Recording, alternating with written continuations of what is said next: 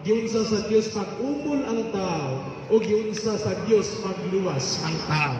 Kitang tanang katawhan mabuhi ta tungod kay dunay Dios mag-umol kanato. Dunay Dios nga naghimo kanato. Gusto sa Dios higala na unsa may imong estado dinhi sa kalibutan, gusto sa Dios siya imong pasalamatan, siya imong himayaon sa kinabuhi nimo karon. Mao kini ang tinuod higala. Ini katubang nato dito sa kalibutan, dili mangita ang Ginoo kung sa degree nga imong nahuman dinhi sa kalibutan. Ini katubang nato dito mga higala sigon sa nasulat sa laang kasulatan ang iyang ipangutana kung unsa man ang imong gibuhat dinhi sa kalibutan.